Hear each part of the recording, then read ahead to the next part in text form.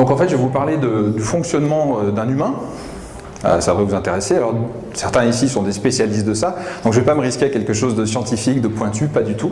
Moi, je le fais vraiment avec la matière qui est la mienne, c'est-à-dire la communication, puisque je fais ce métier depuis maintenant un peu plus de 23 ans, que j'ai commencé comme créatif publicitaire, qu'ensuite j'ai refait de la stratégie, ce qui était, on va dire, la programmation de papa, qui m'a dit « tu vas être créatif, c'est bien, mais d'abord tu vas à l'école ». Et tu vas faire de la stratégie. Donc c'est ce qui s'est passé. Et le fait de rejoindre les deux m'a permis de diriger un certain nombre d'agences de communication et de conseiller des grandes marques. Donc j'ai travaillé pour Ikea, j'ai travaillé encore récemment pour Renault. Il y a un certain nombre de spots que vous voyez sur lesquels j'ai écrit carrément des petites répliques. Par exemple, vous voyez le petit garçon dans les pubs Renault, il y a un petit garçon en costume. C'est facile, c'est simple. Vous voyez qui c'est, non? Ok, ça c'est le flop, d'accord. C'est pas grave. Je vais vous acheter une télé, comme ça vous saurez de quoi je parle. Vous avez raison, vous avez raison. C'était pas moi, l'idée du petit garçon, c'était moi. Et donc voilà, je reviens sur ma présentation, ce sera mieux. Donc je vais vous parler en fait des trois niveaux auxquels notre cerveau reçoit des messages et comment en fait on arrive à passer ces différents niveaux, puisqu'en fait il faut vraiment considérer ça comme à chaque fois des barrages. C'est-à-dire que notre interlocuteur, quand il est face à une situation nouvelle, il a tendance en fait à essayer d'évaluer un certain nombre de choses avant de nous laisser accès complètement à lui. Donc la première chose, ça se passe en fait au niveau de notre cerveau primitif qui lui en fait est assez binaire et qui travaille uniquement sur ce questionnement-là. Est-ce que je peux faire confiance ou est-ce que je dois être dans la méfiance? Ami, ennemi. D'accord? Donc quelque chose de nouveau, est-ce que je connais? Est-ce que ça va me faire du bien? Ou alors est-ce qu'au contraire, ça me rappelle quelque chose qui est plutôt douloureux et qui va provoquer, on va dire, un certain nombre de complications qui font qu'il vaut mieux que j'évite totalement cette nouveauté. Ça, c'est la première chose. Si on arrive à passer ce premier filtre-là, il y en a un second, sur notre cerveau un petit peu plus récent, mais qui reste quand même toujours très très ancien. Et lui, son mode de fonctionnement, c'est j'aime, j'aime pas. C'est j'aime pas quoi? J'aime pas les émotions que je ressens. Donc c'est vraiment la partie émotionnelle du cerveau qui n'est toujours pas, vous l'avez remarqué, dans le questionnement logique, dans le raisonnement. On n'y est toujours pas. Et si on arrive à passer ce premier filtre, on passe donc au niveau supérieur. Et si on passe ce deuxième filtre, on arrive enfin au cerveau logique, au cortex. Pardon, hop. Et lui, alors il a une particularité celui-là, en plus de réfléchir, c'est que donc la question que lui se pose, c'est est-ce que je dois agir? Donc c'est là que se prend la décision, ou est-ce que je peux reporter ma décision? Donc la question c'est pas est-ce que j'agis ou est-ce que j'agis pas, c'est est-ce que je dois le faire tout de suite ou est-ce que je peux le faire demain? Parce qu'en fait, comme on gère beaucoup de choses et qu'on a beaucoup de décisions à prendre, notre cerveau fait en sorte de reporter tout ce qu'il peut. Je sais qu'il faut que j'arrête de fumer, mais ça peut durer combien de temps, ça, quand on va arrêter de fumer, qu'on le sait? Olivia, ça peut durer combien de temps? 2, 3, 10, à vie. D'accord? Donc, vous voyez bien que la notion d'urgence pour le cerveau, même celui-là qui est quand même censé être logique, finalement, l'est pas tant que ça. Et donc, pourquoi les vidéos fonctionnent?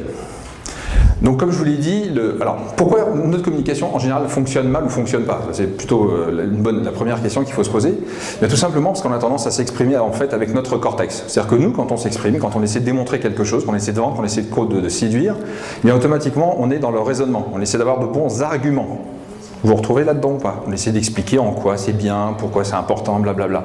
Donc je vous parle avec mon cortex, mais vous m'entendez d'abord avec votre cerveau primitif là, avec votre limbique. Autrement dit, vous n'êtes pas en train d'écouter ce que je suis en train de vous dire. Vous êtes juste en train de vous dire, est-ce qu'il a une bonne gueule? Est-ce que je le crois? Est-ce qu'il a des attitudes qui me donnent confiance? Ou est-ce qu'au contraire, j'ai un détecteur, je ne sais pas si je peux le dire, là je suis filmé. Il y en a qui connaissent l'expression. Donc mon détecteur d'arnaque, voilà, je vais le dire comme ça, se met en route, et là, ça passe pas. Donc dans la vidéo d'Erico, ce qui passe bien, il a insisté là-dessus, c'est la notion d'authenticité. Et l'authenticité, en fait, vous avez vu qu'on la ressent non pas parce que la caméra est vachement bien, parce que c'est bien filmé, non, on la ressent uniquement en fait dans la personne qui est en train de s'exprimer. Et à la limite, ce que l'on ressent surtout, c'est que c'est pas un comédien. Donc cette authenticité, c'est pas une question de moyens budgétaires. On est d'accord avec ça ou pas? Parce que les réactions que j'ai eues après ces vidéos, oui, mais il a mis des moyens, ça coûte beaucoup d'argent.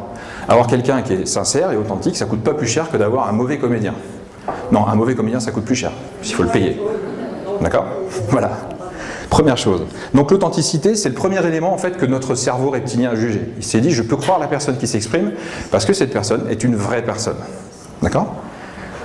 La seconde chose, Donc là, on laisse passer au niveau du dessus. L'émotion, je n'ai pas besoin de vous faire un dessin, c'était la démonstration quand même magnifique ce matin, la puissance de l'émotion qui fait qu'à un moment, effectivement, on est nous-mêmes remués et que là, on a des petits neurones qui s'agitent très très fort, qui sont nos neurones miroirs, qui sont ceux de notre apprentissage, ceux qui nous permettent d'apprendre à parler, ceux qui nous permettent d'apprendre les interactions sociales. Et celui-ci, c'est celui qui fonctionne le mieux. Ces petits neurones-là, c'est ceux qui marchent aussi, vous savez, quand, alors j'allais dire le métro, mais il n'y a pas que des Parisiens ici, je ne suis pas habitué, excusez-moi. Mais quand il y a quelqu'un qui bâille, et qu'on se met tous à bâiller. Ben c'est exactement à cause de ces neurones-là que ça fonctionne. Donc on est en fait conditionné pour imiter les autres, parce que c'est comme ça que notre espèce a progressé, s'est développée. Donc automatiquement, alors j'aurais plein de choses à vous raconter là-dessus, ça fait même l'objet d'une formation, hop, un petit peu de vente, ça fait l'objet d'une formation que j'ai dans les sacoches, qui explique justement comment on fait pour utiliser ça. C'est-à-dire qu'on peut déjà évidemment décoder énormément de choses, quand on connaît les grilles de lecture qui nous permettent de voir le code, comme je disais tout à l'heure, mais aussi on peut s'en servir évidemment. Quand on rencontre quelqu'un, pour se mettre sur sa longueur d'onde à lui, et puis comment on dit quand on s'entend bien avec quelqu'un? Je viens de le dire, on s'entend bien, ou je le sens bien, ou je ne peux pas le voir.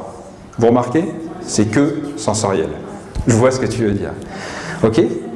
Et donc le troisième élément de la vidéo qui fonctionne bien, eh bien c'est qu'il y a l'explication. C'est-à-dire que notre cerveau logique, lui, ok, la confiance, hop, c'est réglé. Ok, l'émotion, oui, mais attention, moi on ne me la fait pas. Il faut quand même m'expliquer les choses parce que c'est pas comme ça que je vais prendre une décision. N'est-ce pas, Joël? C'était notre conversation de ce matin. Et là, notre cerveau logique peut rentrer en marche. Mais c'est parce que les deux autres étapes sont bien passées que la troisième est possible. D'accord? Et ça se fait dans cet ordre-là. Ça ne se fait pas dans un autre ordre. Très clairement. Ok? Donc ça veut dire que quand vous cherchez à communiquer, que ce soit verbalement, visuellement, non-verbalement, bref, toutes les formes de communication, il y en a des tonnes, eh bien, il faut absolument respecter en fait cet ordre-là. Quand on se présente à quelqu'un et qu'on le rencontre pour la première fois, il ne faut pas lui sauter dessus en lui posant 10 000 questions, en lui envoyant 10 000 arguments à la figure, en essayant de lui expliquer et démontrer plein de choses. C'est pas comme ça que ça fonctionne. Il faut d'abord établir le contact. Et donc là, on se sert de nos neurones miroirs pour aller agiter les siens. Dans mon métier, on dit mettre à feu doux. Vous voyez ? On commence à la réchauffer un petit peu, et après ça devient un prospect chaud. Mais il faut d'abord le réchauffer.